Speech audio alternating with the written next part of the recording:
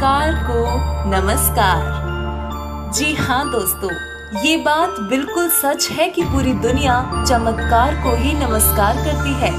अब चाहे कोई छोटा सा जादूगर हो या कोई संत, महंत, आचार्य या फिर सिद्ध पुरुष, जो जितने छोटे या बड़े चमत्कार करता है, दुनिया उसकी उतनी ही वाहवाही करती है। यहाँ तक कि जिन्हें हम भगवान मानते हैं, जैसे ब्रह्मा, विष्णु, महेश, दुर्गा जी और गणेश जी तथा जितने भी इनके अवतार हुए हैं, श्री राम, कृष्ण या फिर हनुमान जी आदि, सभी को आज तक चमत्कारों के आधार पर ही, यानी कि किसने कितने चमत्कार दिखाए, यही देखकर उन्हें महत्व देते हैं। खैर, ये कोई पैमाना नहीं है किसी को भगवान मानने का। फिर भी आज हम आपको ऐसे चमत्कारों से अवगत कराएंगे जिनके बारे में आपने शायद ही कभी सुना हो।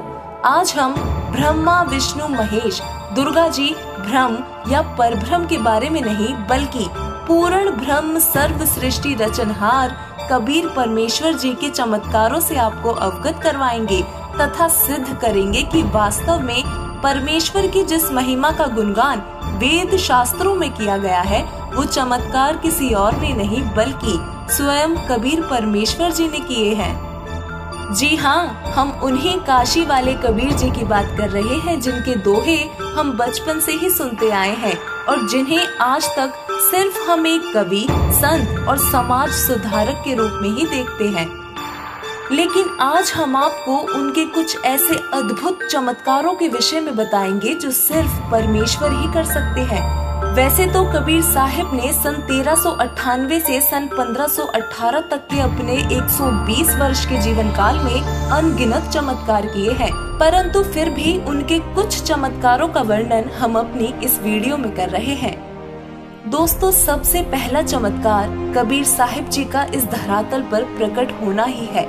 जी हाँ, परमेश्वर कबीर साहिब इस धरती पर प्रकट हुए, लेकिन उन्होंने किसी माँ के गर्भ से जन्म नहीं लिया, बल्कि काशी के लहरतारा तालाब में एक विकसित कमल के फूल पर अपने निजधाम सतलोक से आकर सहज शरीर प्रकट हुए।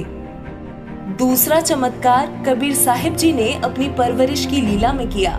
कबीर परमेश्वर जी की परवरिश की लीला कवारी गाय के दूध से हुई, अर्थात बचपन में वो कवारी गायों का दूध ही पीते थे।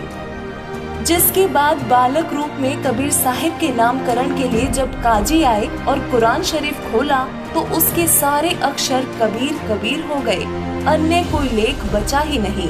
इस तरह कबीर साहिब जी ने अपना नामकरण कबीर स्वयं ही किया। परमेश्वर कबीर जी के मुंह बोले माता पिता बहुत ही निर्धन थे और चिंतित रहते थे, जिसके बाद शिशु रूप में कबीर परमात्मा अपने पालने के नीचे 10 ग्राम सोने की अशर्फी प्रतिदिन देने लगे, जिससे उनका कर्ज खत्म हुआ। परमेश्वर के लिए कुछ भी कठिन नहीं है। इसके बाद केवल 5 वर्ष की आयु से ही कबीर साहिब ने उस समय के ऋषि, महर्षि, मंडलेश्वरों और काजी, मुल्ला, पीरों के ज्ञान चर्चा में छक्के छुड़ाने शुरू कर दिए। परमेश्वर कबीर जी ने पाखंडवाद का खंडन किया व प्रेम, भाईचारे और दोनों धर्मों में एकता का संदेश दिया। एक समय की बात है जब दिल्ली के बादशाह सिकंदर लोधी ने कबीर साहिब जी को कहा कि यदि वो 13 गाड़ी कागज 2.5 दिन यानी कि 60 घंटे में लिख दें तो हम उन्हें अल्लाह मान लेंगे। परमेश्वर कबीर जी ने अपनी डंडी उन 13 गाड़ियों पर घुमाई जो कागज से भरी थी, और बस फिर क्या था, पूरी गाड़ियों के कागज पर अमृतवाणियां व संपूर्ण आध्यात्मिक ज्ञान लिख गया।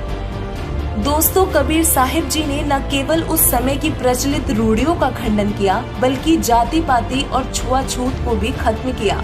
एक समय तोतद्री नामक स्थान पर सत्संग व भंडारे का आयोजन था, जहां कबीर जी भी अपने गुरु रामानंद जी के साथ वहां पहुंच जाते हैं।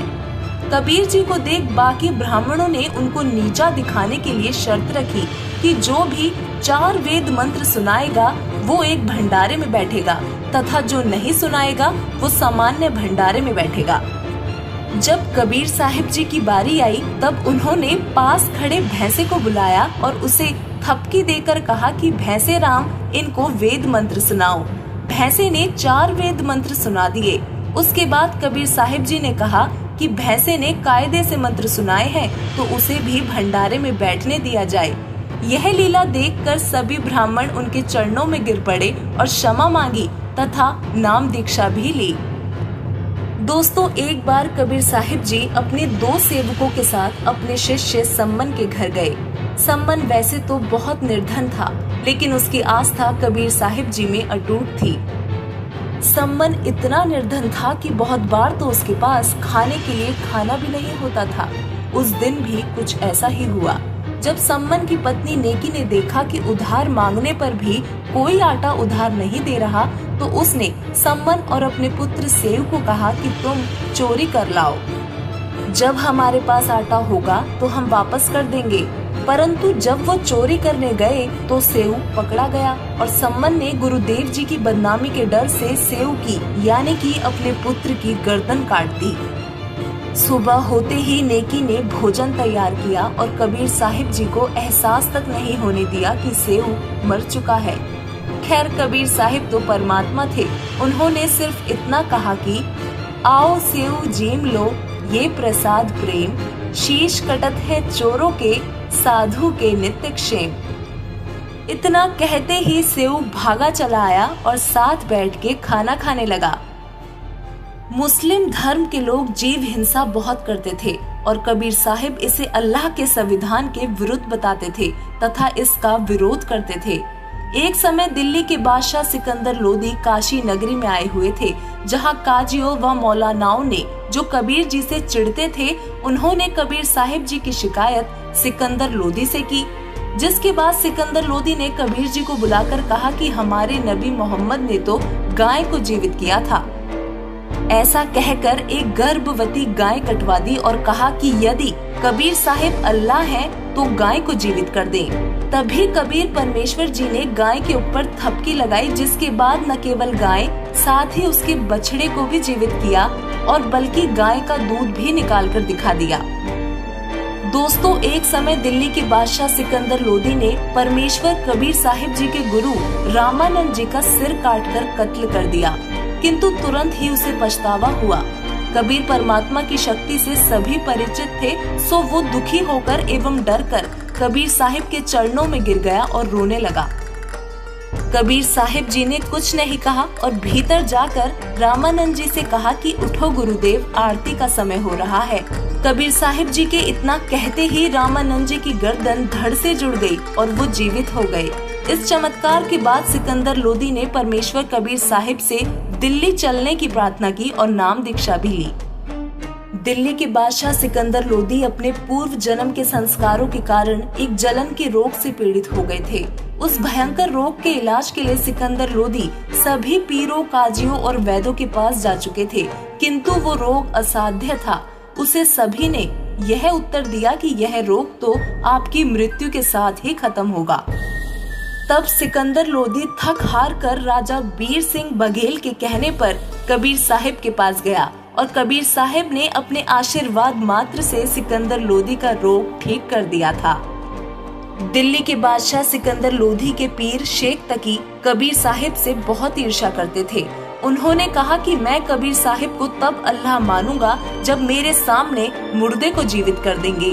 तभी उसी समय नदी में एक लड़के का शव तैरता दिखाई देता है, जिसे कबीर साहिब जी वहां उपस्थित हजारों लोगों के सामने उसको जीवित कर देते हैं।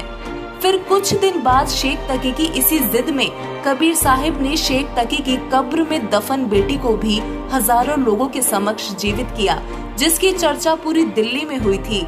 इस चमत्कार को देखकर हजारों की संख्या में लोग कबीर साहिब जी की शरण में आए। दोस्तों, दिल्ली के बादशाह सिकंदर लोदी के धार्मिक पीर शेख तकी परमेश्वर कबीर साहिब जी से बहुत ही ज्यादा ईर्ष्या करते थे, जिस वजह से उसने भोली भाली जनता को बरगलाकर परमेश्वर कबीर जी को 52 बार मारने की कोशिश की, लेकिन कबीर जी का बाल भी बांका न कर सके।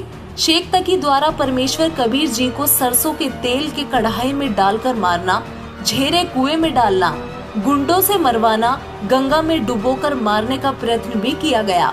पत्थर तोप के गोलों से कबीर साहिब जी पर हमला करना, खूनी हाथी के आगे डालना आदि।